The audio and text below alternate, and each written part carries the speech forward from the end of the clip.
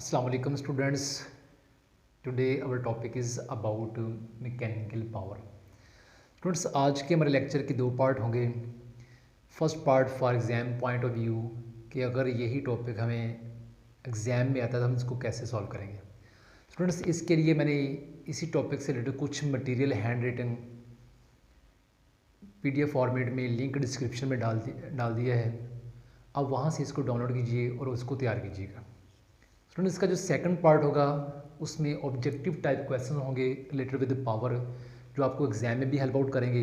Secondly आपके MD cat और ECAT और अदर एग्ज़ाम्स कम्पिटिटिव एग्ज़ाम्स में इम्पॉर्टेंट होंगे. स्टूडेंट्स, लेक्चर का आगाज़ करते हैं एक एग्जांपल से. ये देखिए कि पर्सन A और पर्सन B. पर्सन A ने 10 जूल वर्क किया, पर्सन B ने 50 जूल वर्क किया. हमारा क्वेश्चन ये है कि किस पर्सन की पावर ज़्यादा है. स्टूडेंट्स, अगर वर्क को चेक किया जाए तो वर्क 50 जूल इसका है और 10 जूल इसका है, तो वर्क इसका ज़्यादा है, वर्क इसका कम है. तो हमें ऐसा लगता है कि मे बी इसकी पावर ज़्यादा हो. लेकिन स्टूडेंट, ऐसा नहीं है. हम चेक करते हैं कि ये जो वर्क हुआ है 10 जूल और 50 जूल वर्क हुआ है, ये कितने टाइम में हुआ है. हो सकता है कि ये जो आपका 50 जूल वर्क किया इस बंदे ने भी, हो सकता है इसने 2 घंटों में किया हो, और हो सकता है इसने जो 10 जूल वर्क किया हो और ये सिर्फ 2 मिनट में किया हो. देन इसकी पावर ज़्यादा होगी. तो जस्ट हम टाइम ज़्यादा इंपॉर्टेंट होगा. अगर फ़र्ज़ करें कि इधर हमारे पास 2 सेकंड्स हैं, अगर बता दिया जाता है कि 2 सेकंड्स इसने लिए और 2 सेकंड्स इसने लिए काम करने के लिए. देखिए, अब टाइम दोनों का सेम है. अब टाइम सेम है तो इसको देख के हमें लगता है कि इसने 2 सेकंड्स में 10 जूल वर्क किया है और इसने 2 सेकंड्स में 50 जूल किया है, तो इसकी पावर ज़्यादा है. तो लेकिन स्टूडेंट्स, अब तो टाइम सेम था तो इसलिए हमने बोला कि पावर इसकी ज़्यादा है. लेकिन अगर स्टूडेंट्स टाइम सेम ना हो, फ़र्ज़ करें कि इसका 5 सेकंड है और इसके 2 सेकंड हैं, तो अब थोड़ा सा क्वेश्चन थोड़ा कॉम्प्लिकेटेड बन गया. तो अब 2 सेकंड्स में इसने 10 जूल किया और इसने 5 सेकंड में 50 जूल किया है. स्टूडेंट्स, किसकी पावर ज़्यादा है तो ये डिसाइड करेगा कि 1 सेकंड में किसने ज़्यादा वर्क किया है. तो स्टूडेंट्स, ये देखें, इसने 2 सेकंड्स में 10 जूल किया है, तो 1 सेकंड में कितना किया होगा. 2 सेकंड में 10 किया है तो 1 सेकंड में किया होगा 5 जूल पर सेकंड. इसने किया है 10 divided by 2 that is equals to 5 joule per second. देखें तो इसने कितना किया होगा 50 divided by 5 that is equals to 10 joule per second. तो इसका आ जाएगा हमारे पास 10 जूल पर सेकंड. स्टूडेंट्स देखिए, इसका 10 जूल पर सेकंड है और इसका 5 जूल पर सेकंड है, तो इसकी पावर ज़्यादा है. तो स्टूडेंट्स, यही हमारी जो पावर है इसी को हम पावर बोलते हैं. देखिए, ऊपर वाला हमारा वर्क है, नीचे वाला टाइम है. ऊपर हमारे पास वर्क आ रहा है, नीचे हमारे पास टाइम आ रहा है. इसका मतलब है अगर हमारे पास वर्क दिया और टाइम दिया हो तो हम वर्क को टाइम पे डिवाइड करेंगे तो हमारे पास पावर आएगी. स्टूडेंट्स, अब हम इसकी डेफिनेशन की तरफ आते हैं.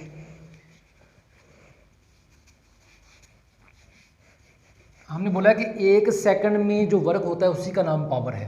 यानी इसमें 2 सेकंड में वर्क हुआ 10 जूल, 1 सेकंड में हुआ 5 जूल, उसी का नाम हमने पावर रख लिया कि 1 सेकंड में जो वर्क होगा.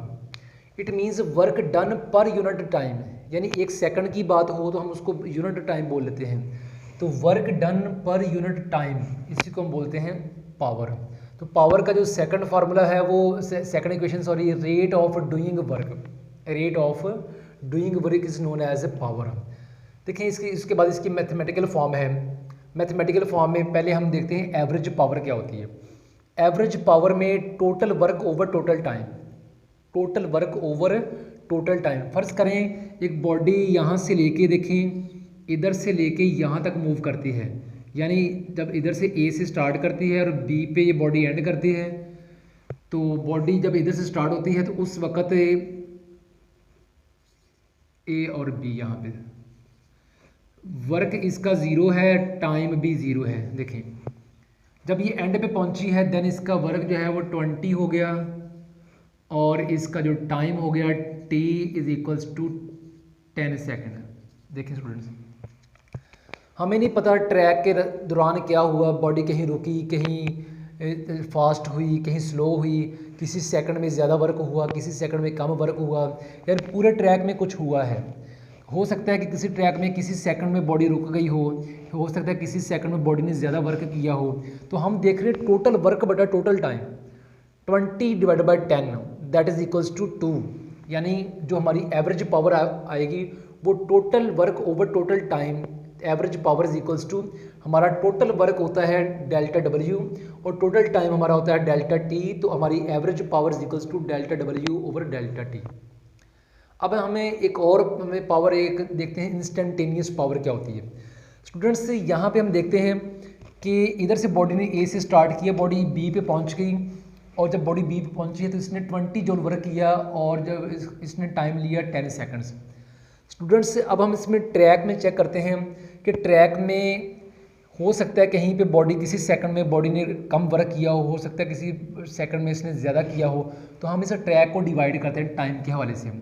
ये 10 सेकंड है, हम इसके दो दो के पार्ट बना लेते हैं। देखिए 2 सेकंड का ये बन गया, 2 सेकंड का ये बन गया, 2 सेकंड का एंड 2 सेकंड्स का एंड 2 सेकंड्स का। देखें ये हमारे 10 सेकंड्स के हमने इसको 5 हिस्सों में डिवाइड कर दिया है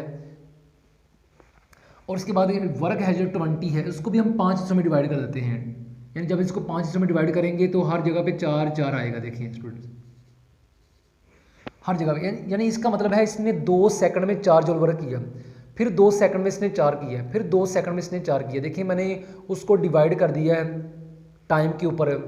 तो ये देखिए 2 सेकंड में 4 जूल, 2 सेकंड में 4 जूल, 2 सेकंड में 4 जूल। स्टूडेंट्स अब हमने इसको मज़ीद डिवाइड करना है, यानी हमने इसको 5 के हिस्सों में डिवाइड करके देखा तो वर्क जो है वो सेम आया है। अब हमने ये जो 2 सेकंड्स हैं इस इतने पार्ट्स को हमने मज़ीद डिवाइड करना है।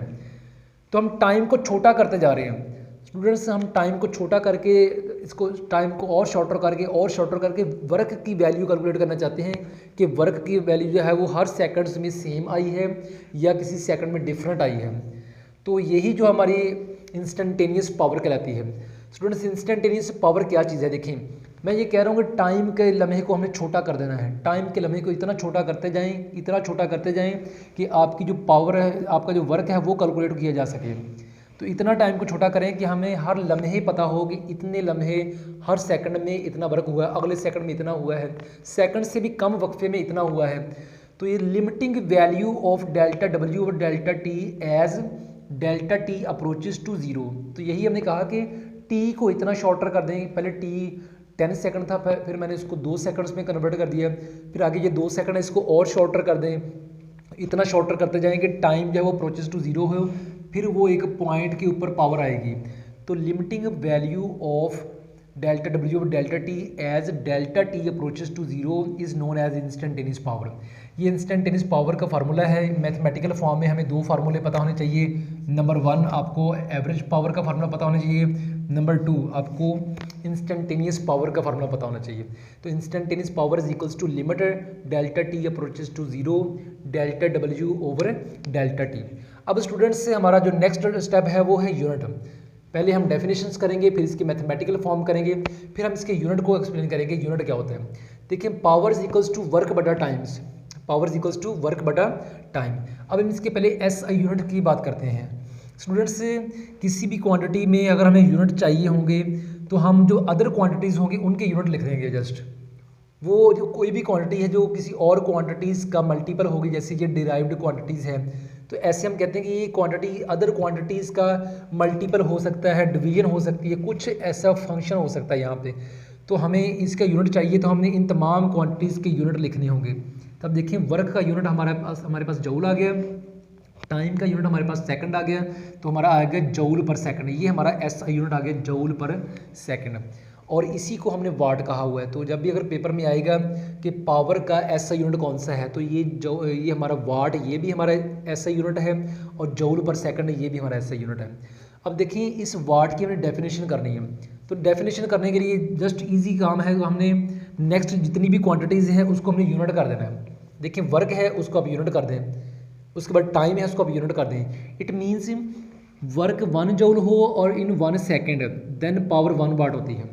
यानी अगर किसी भी बॉडी की अगर वर्क करे 1 जूल इन 1 सेकेंड, उसकी पावर 1 वाट होगी। देखिए when 1 joule of work is done in 1 second, कोई भी बॉडी है, मैं अगर फॉर एग्जांपल एक सेकंड में 1 जूल वर्क करता हूँ तो मेरी जो पावर होगी वो 1 वाट होगी। कोई भी चीज़ 1 सेकंड में 1 जूल वर्क करे, ये 2 कंडीशंस हैं, सेकंड 1 होना चाहिए टाइम का और जो वर्क 1 जूल होना चाहिए, देन उसकी पावर कितनी होगी, 1 वाट होगी।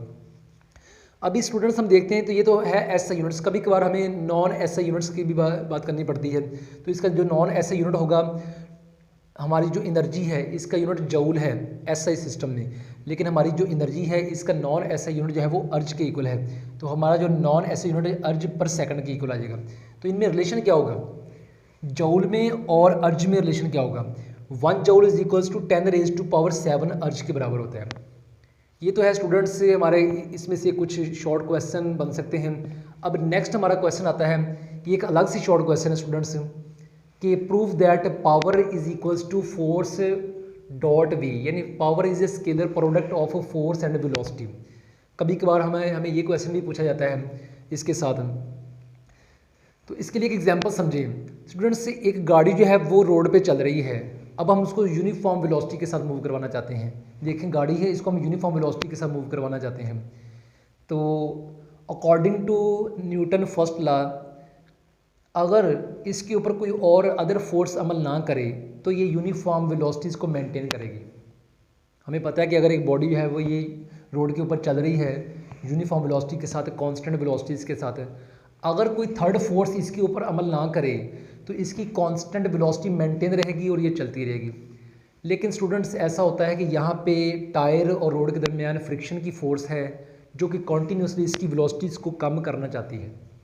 दैट्स वाई हम लोग क्या करते हैं, हम लोग इस गाड़ी के अंदर इंजन को फिट करते हैं और वो इंजन जो है वो हर वक्त इसके ऊपर फोर्स लगाता है आगे की तरफ, और वो कांस्टेंट फोर्स लगाता है वेलोसिटी को कांस्टेंट रखने के लिए।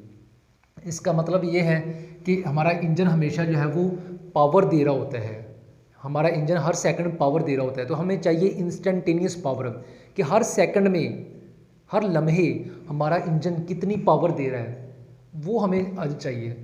तो देखें power supplied at any instant of time, इसी को तो हम चेक करना चाहते हैं। तो और ये हमारी इंस्टेंटेनियस पावर है, और ये वेलोसिटीज़ को कांस्टेंट रखने के लिए पीछे से हमें कांस्टेंट फोर्स लगानी पड़ती है। जो मैंने डायग्राम में कांस्टेंट फोर्स शो की हुई है, एक्चुअली ये पीछे से कांस्टेंट फोर्स नहीं होती, ये यहाँ पे इंजन के अंदर फोर्स है।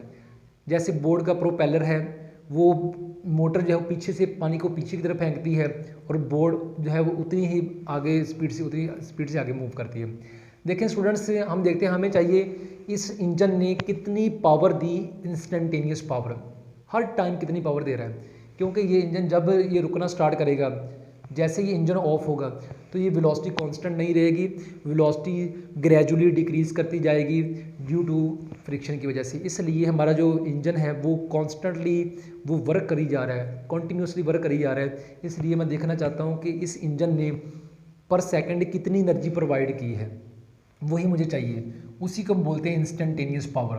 तो instantaneous power is equals to limit delta T approaches to zero delta W over delta T, जो हम ऑलरेडी यहाँ पे पढ़ चुके हैं यहाँ पे। तो अब हम देखते हैं, हमने पढ़ा हुआ है कि work is scalar product of force and displacement. अब यहाँ पे मैंने क्वेश्चन ये रेज किया कि ये हमारी जो फोर्स है ये तो कांस्टेंट है, फोर्स हमारी कांस्टेंट है, तो वर्क चेंज हो रहा है। तो work is a product of force and displacement. अगर फोर्स हमारी कांस्टेंट है तो वर्क को कौन चेंज कर रहा है, वर्क को चेंज कर रहा है डिस्प्लेसमेंट। दैट्स वाई हमने लिखा है delta W is equals to F dot delta D. ये डेल्टा फोर्स के साथ नहीं आ सकता क्योंकि फोर्स कांस्टेंट है, फोर्स चेंज नहीं हुई, वर्क में जो चेंज आया वो जस्ट डिस्प्लेसमेंट की वजह से आया। तो अब हम इसी फार्मूले को हम यहाँ पे लिखेंगे तो हमारा इंस्टेंटेनियस पावर बन जाएगी limit delta T approaches to zero F dot delta D बटा डेल्टा टी। अब स्टूडेंट्स हमें पता है कि फोर्स कांस्टेंट है, हमने अगेन ऑलरेडी हमने डिस्कस कर लिया कि फोर्स कांस्टेंट है। फोर्स को बाहर निकालेंगे डॉट लिमिट डेल्टा टी, जो लिमिट का ये वाला ये फंक्शन है delta T approaches to zero, इसको हम आगे डेल्टा डी और डेल्टा टी के ऊपर अप्लाई करते हैं। देखिए limit delta T approaches zero delta D over delta T, ये हमारी क्वांटिटी वेल नॉन क्वांटिटी है जो हमने अपनी वेलोसिटी वाले चैप्टर में पढ़ा हुआ है कि इंस्टेंटेनियस वेलोसिटी क्या होती है, या rate of change of displacement is known as velocity. और अगर हमारा टाइम अप्रोच करे जीरो को तो वो हमारी इंस्टेंटेनियस वेलोसिटी बन जाती है। देखिए instantaneous velocity is equals to limit delta T approaches to zero delta D over delta T. देखिए स्टूडेंट्स, इसकी जगह पे हमारी इंस्टेंटेनियस वेलोसिटी आ गई तो ये हमारा फाइनल रिलेशन जो हमने प्रूव करना था। तो power is equals to scalar product of force and instantaneous velocity. अब यहाँ पे एक चीज़ समझने वाली है स्टूडेंट्स, ये जो हमारा फार्मूला है power is equals to force dot V, इसमें हमारी फोर्स कांस्टेंट होती है और वेलोसिटी जो है वो हमारी इंस्टेंटेनियस वेलोसिटी है। वेलोसिटी हमारी इंस्टेंटेनियस वेलोसिटी है, फोर्स हमारी कांस्टेंट है, ये इन दोनों चीज़ों का डॉट प्रोडक्ट है। और हमें पता है डॉट प्रोडक्ट का रिजल्ट हमेशा एक स्केलर क्वांटिटी होती है, that's why power is a scalar quantity. देखिए इसी से रिलेटेड हम आगे डायमेंशंस को सॉल्व करना बहुत ईजी काम है।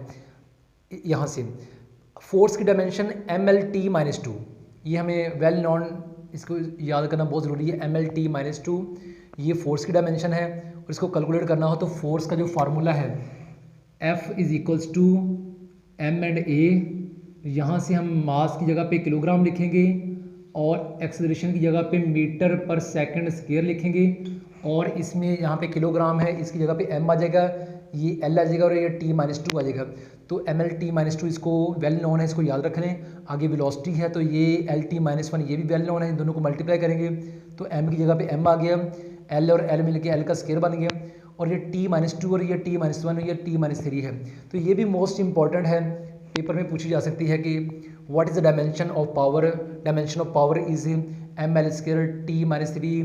ये याद नहीं रहती, ये अगर फार्मूला हमें ये वाला याद है और अगर हमें ये दो डायमेंशंस याद हैं तो फिर हम इसको याद रख सकते, इसको सॉल्व कर सकते हैं। इसको वैसे याद करना थोड़ा सा कॉम्प्लिकेटेड होता है क्योंकि हमारे फिजिक्स के अंदर बेशुमार क्वांटिटीज़ की डायमेंशंस हैं, तो हमें सिर्फ बेसिक लॉजिक का पता होना चाहिए कि डायमेंशंस को कैलकुलेट कैसे करना है, तो फिर हमारे लिए ये कोई मसला नहीं होगा।